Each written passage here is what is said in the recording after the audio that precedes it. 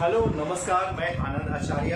आज मैं पुनः एक नए टॉपिक के साथ इस वीडियो को मैंने तैयार किया। वो वीडियो है आत्मनिर्भर भारत अब वर्तमान परिस्थितियाँ।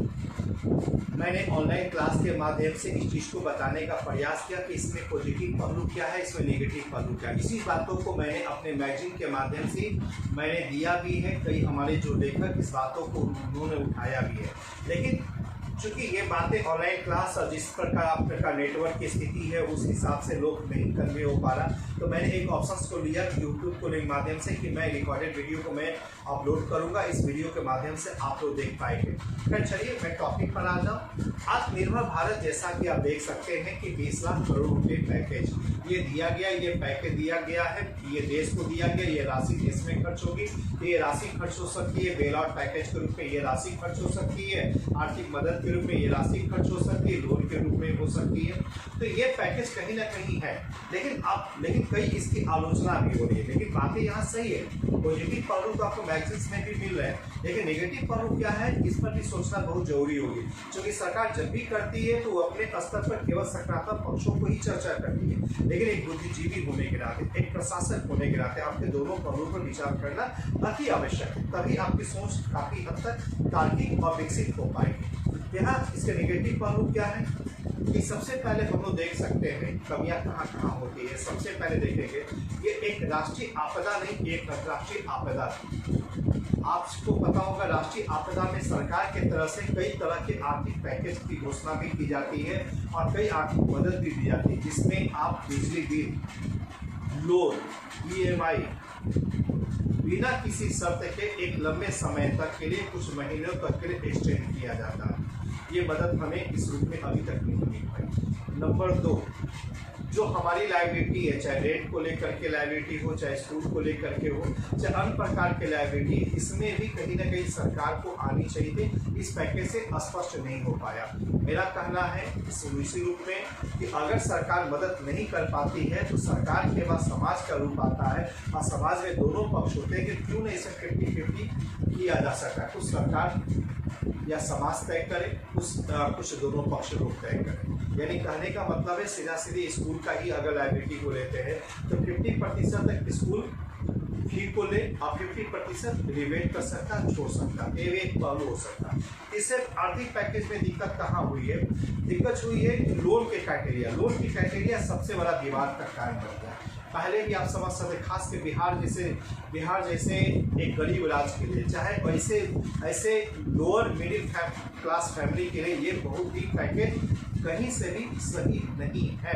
क्योंकि जब हम लोन की बातें आती है, जब लोन के पास जाते हैं, लोन के लिए जब बैंक के पास जाते हैं, तो बैंक का जो क्राइटेरिया है, क्राइटेरिया पहले के क्राइटेरिया के आधार पर ही गरीब लोगों को, निम्न मध्यम वर्गीय लोगों को वो से लोन नहीं मिल पाता है। और इसीलिए बैंक वाले भी का स्पष्ट रूप से कहना है कि हमें केवल लोन को ही नहीं देखना है, सरकार के तरफ से आ गया, बल्कि NPA को देखना। ऐसे लोगों को NPA बचाने के लिए ऐसे लोगों को ही हमें लोन देना पड़ेगा जिसकी चुका पाने की स्थिति हो। लेकिन यहाँ वर्तमान परिस्थिति में एक व्यक्ति जो गरीब है उसे लोन चुका पाने की स्थिति तो नहीं ही है, लेकिन इकोनॉमिक स्लो डाउन की स्थिति में, लॉकडाउन की स्थिति में उनकी इकोनॉमी तो निश्चित तौर पर ये डाउन ही होगी। ऐसे परिस्थिति में वो कहाँ दे पाएगा? यानी पहले मेरे तरफ से मेरा अपना आंकड़ा है कि पहले 10 लोग आवेदन करते थे, फुलफिल होते 4 लोग को मिल पाता था। अब 10 लोग करेंगे तो उनको 2 लोग को ही मिल पाएगा, 1 लोग को ही मिल पाएगा।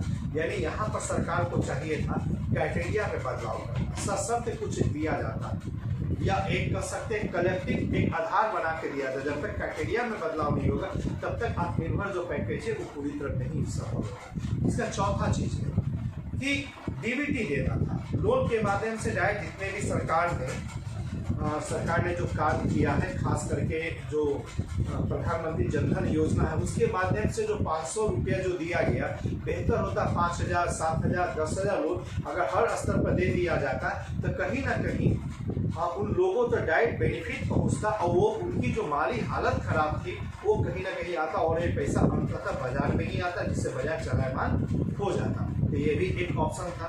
इसके अलावा हम लोग कर सकते हैं कि ये पैकेज उस समय और प्रभावी होती कि लॉकडाउन में जो क्वारंटाइन सिस्टम जो सेंटर बना था, क्वारंटाइन सेंटर जो बना था, वहाँ पर लोगों को आधार कार्ड से जोड़ना, बैंक के साथ जोड़ना, एक स्पेशल वीडियो लेकर के दो लोगों के साथ कन्विंस करना, ताकि कि एक तरह से ट्रेनिंग का प्रोग्राम हो जाता। अगर ट्रेनिंग का प्रोग्राम हो जाता तो निश्चित तौर पर एक देश से हित की बातें होती। जैसे लॉकडाउन में हमने रामायण देखा, हमने महाभारत देखा, एक संस्कृति का डेवलपमेंट हुआ, कहीं ना कहीं एक सोच आया।